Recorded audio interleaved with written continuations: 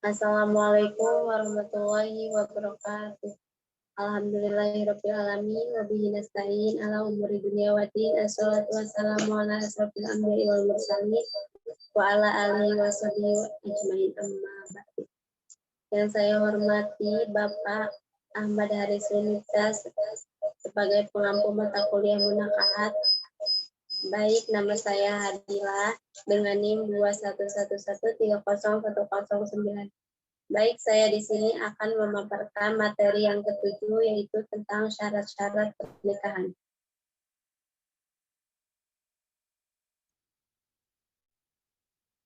Pengertian syarat. Huwa ma yatawaqqafu alaihi wujudu syai'in wa yakunu kharijan an haqiqatihi, yaitu sesuatu yang harus ada dalam suatu perbuatan tetapi tidak termasuk ke dalam bagian perbuatan tersebut.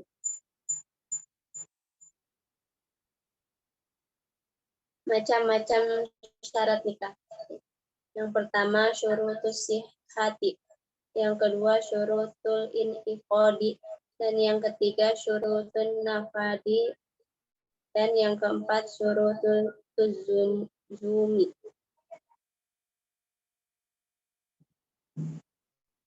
Yang pertama yaitu syurutul inqadi, yaitu syarat yang harus dipenuhi dalam suatu akad. Apabila tidak dipenuhi salah satunya dapat mengakibatkan akadnya batal.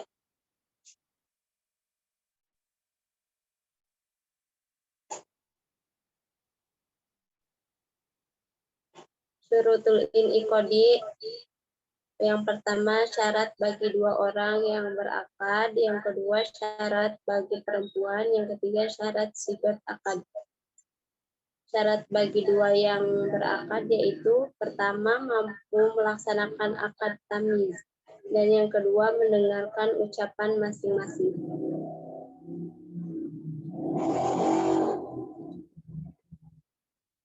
Dan syarat bagi perempuan yang pertama, keperempuanannya bersifat hakiki, bukan unsa muskil. Dan yang kedua, bukan perempuan yang diharamkan baik selamanya maupun sementara.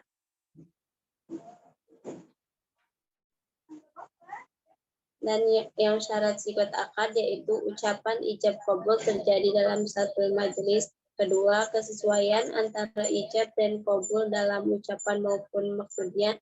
Yang ketiga, ucapan yang tuntas tidak digantungkan ke masa depan. Yang kedua yaitu syurutus sihhati, yaitu syarat sahnya nikah sebagai akibat hukumnya terjadi akad. Apabila ia tidak dipenuhi salah satu syaratnya, maka akadnya batal. Yang pertama, perempuan yang dinikahi bukan perempuan yang dinikahi dengan keharaman yang berjangka waktu, sementara atau muakkad. Yang kedua, sikot akad yang berlaku selamanya tidak mengandung batasan waktu. Ketiga, adanya saksi. Yang keempat, adanya kerelaan dan keleluasaan memilih ikhtiar dari keduanya suami istri. Yang kelima, suami istri yang jelas sudah ditentukan. Yang keenam, suami istri atau wali tidak sedang melaksanakan ihram, haji atau umrah. Yang ketujuh, adanya mahar malikiyah. Dan yang terakhir, suami istri tidak sedang mengalami sakit yang parah atau kritis, malikiyah. Yang ketiga, syurutun nafadi, yaitu syarat lain yang perlu dilengkapi setelah syarat akad dan syarat sah dan mempengaruhi jalannya suatu akad. Apabila tidak dipenuhi salah satunya, menurut Hanafiyah dan Malikiyah, maka nikahnya ditunda atau mauquf. Yang pertama, suami dan istri mampu bertindak secara hukum, akil, balik, dan mereka. Yang kedua, suaminya harus dewasa atau rasyid. Yang ketiga, wali akrob tidak boleh didahului oleh wali abad selama wali akrob masih ada.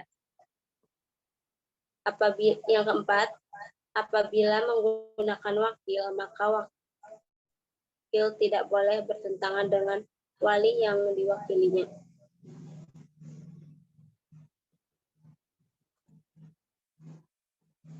Yang keempat, syurutul luzumi,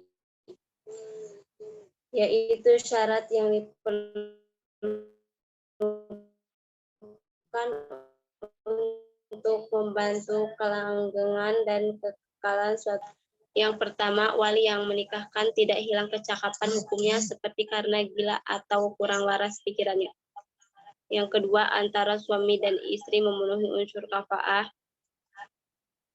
Yang ketiga, apabila tidak kafaah, maka disyaratkan maharnya harus mahar misli.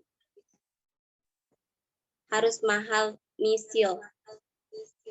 Yang keempat, suaminya tidak memiliki cacat seperti kelamin yang dikebiri dan impoten, sementara istri tidak mengikhlaskannya.